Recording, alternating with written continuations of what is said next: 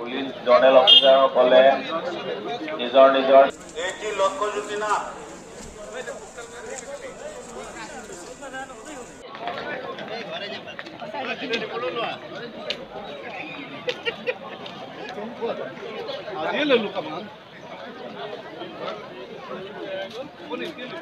লক্ষ্য জ্যোতি না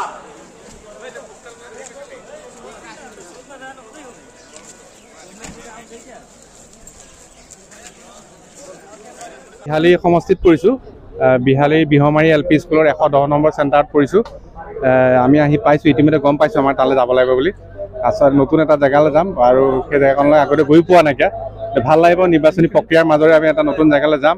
এখন ভাৰতবৰ্ষৰ গণতান্ত্ৰিক যি ব্যৱস্থা, সেই ব্যৱস্থাত আমি আমাৰ দৰে আমি দেশৰ সেৱাত নিয়োজিত হ'বলৈ পাই আমি গৌৰৱবোধ কৰোঁ। আমি আজি যে নিৰ্বাচন হ'ব 5 বছৰৰ কাৰণে আমি এখন দেশৰ চৰকাৰ আমি গঠন কৰাত আমি যে এটা অৰিহণা দিব পাৰিছোঁ, সেইটোৱে আমাক সদায় আনন্দিত কৰে। আৰু হয়, আজি আমি 2 দিনৰ কাৰণে যাম, আমাৰ কষ্ট হয়, কিন্তু আমাতকৈ বেছি পুলিচ প্ৰশাসনৰ বহুত বেছি কষ্ট হয়।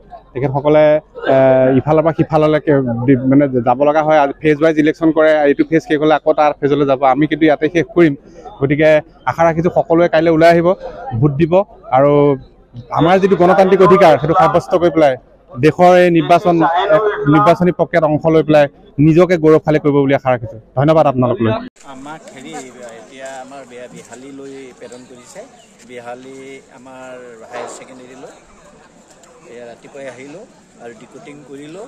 নিজৰ মতে ষ্টেচনখিনি বাছি পাইছোঁ, মানে চিনাক্ত হৈ লৈছোঁ। এতিয়া আমাৰ গ্ৰুপৰ লগত আমাৰ চিনাকি হৈ গৈছে, তেওঁলোকৰ লগতে ভাগি হৈ আমি গাড়ী উঠিত যোৱা ধান্দাতে মেটেৰিয়েলখিনি। এতিয়া আমাক সামগ্ৰী দিয়াগৈ নাই, এতিয়া দিবহে ল'মহে। আমাৰ গ্ৰুপৰ 4জন কৈ দিছে, সেই 4জনে গৈ সেই মেটেৰিয়েলখিনি গ্ৰহণ কৰাৰ পিছতে আমি এতিয়া গাড়ীত উঠাৰ কাম চলিব। আহি এতিয়া ইয়াতে আমাৰ গাড়ীৰ কাৰণে আমি ইয়াৰ নম্বৰবিলাক ল'লোঁ, গাড়ীৰ নম্বৰ ল'লোঁ। লৈ পেলাই এতিয়া আমি গাড়ী বিচাৰিছোঁ। তাৰপিছতে আমি মেটেৰিয়েল কালেকশ্যন কৰিম।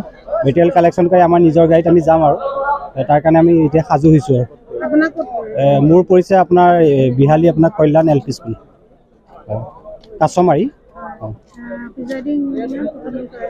কি কয়? মই ফাৰ্ষ্ট পুলিং হয়, সঞ্জয় কলিতা, আৰু প্ৰিজাইডিং আমাৰ ভাস্কৰ বৰুৱা। পুলিচ জনেল অফিচাৰসকলে নিজৰ লক্ষ্য জ্যোতি না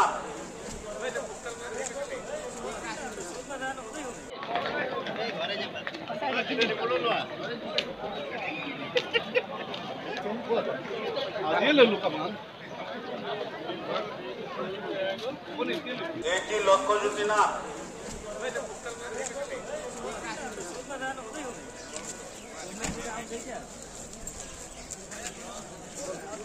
বিহালী সমষ্টিত পৰিছোঁ। বিহালী বিহমাৰী এল.পি. স্কুলৰ 110 নম্বৰ চেণ্টাৰত পৰিছোঁ। আমি আহি পাইছোঁ, ইতিমধ্যে গম পাইছোঁ আমাৰ তালৈ যাব লাগিব বুলি। আচলতে নতুন এটা জেগালৈ যাম আৰু সেই জেগাখনলৈ আগতে গৈ পোৱা নাইকিয়া। ভাল লাগিব, নিৰ্বাচনী প্ৰক্ৰিয়াৰ মাজেৰে আমি এটা নতুন জেগালৈ যাম।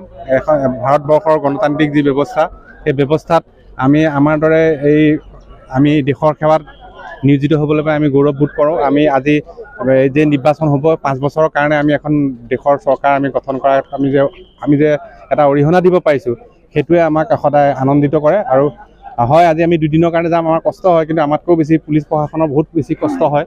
তেখেতসকলে ইফালৰ পৰা সিফাললৈ মানে যাব লগা হয়। আজি ফেজ ৱাইজ ইলেকশ্যন কৰে, এইটো ফেজ শেষ হ'লে আকৌ তাৰ ফেজলৈ যাব। আমি কিন্তু ইয়াতে শেষ কৰিম। গতিকে আশা ৰাখিছোঁ সকলোৱে কাইলৈ ওলাই আহিব, ভোট দিব আৰু আমাৰ যিটো গণতান্ত্ৰিক অধিকাৰ সেইটো সাব্যস্ত কৰি পেলাই দেশৰ এই নিৰ্বাচনী প্ৰক্ৰিয়াত অংশ লৈ পেলাই নিজকে গৌৰৱশালী কৰিব বুলি আশা ৰাখিছোঁ। ধন্যবাদ আপোনালোকলৈ। আমাক এতিয়া আমাৰ বিহালীলৈ প্ৰেৰণ কৰিছে। বিহালী আমাৰ হায়াৰ ছেকেণ্ডেৰীলৈ ৰাতিপুৱাই আহিলোঁ আৰু ডিকোটিং কৰিলোঁ। নিজৰ মতে ষ্টেচনখিনি বাছি পাইছোঁ, মানে চিনাক্ত হৈ লৈছোঁ। এতিয়া আমাৰ গ্ৰুপৰ লগত আমাৰ চিনাকি হৈ গৈছে, তেওঁলোকৰ লগতে ভাগি হৈ আমি গাড়ী উঠিত যোৱা ধান্দাতে মেটেৰিয়েলখিনি। এতিয়া আমাক সামগ্ৰী দিয়াগৈ নাই, এতিয়া দিবহে ল'মহে। আমাৰ গ্ৰুপৰ 4জন কৈ দিছে, সেই 4জনে গৈ সেই মেটেৰিয়েলখিনি গ্ৰহণ কৰাৰ পিছতে আমি এতিয়া গাড়ীত উঠাৰ কাম চলিব। আহি এতিয়া ইয়াতে আমাৰ গাড়ীৰ কাৰণে আমি ইয়াৰ নম্বৰবিলাক ল'লোঁ, গাড়ীৰ নম্বৰ ল'লোঁ। লৈ পেলাই এতিয়া আমি গাড়ী বিচাৰিছোঁ তাৰপিছতে আমি মেটেৰিয়েল কালেকশ্যন কৰিম মেটেৰিয়েল কালেকশ্যন কৰি আমাৰ নিজৰ গাড়ীত আমি যাম আৰু তাৰ কাৰণে আমি এতিয়া সাজু হৈছোঁ আৰু মোৰ পৰিছে আপোনাৰ বিহালী আপোনাৰ কল্যাণ LP স্কুল কাছমাৰী কি কয় মই ফাৰ্ষ্ট পুলিং হয় সঞ্জয় কলিতা আৰু প্ৰিজাইডিং আমাৰ ভাস্কৰ বৰুৱা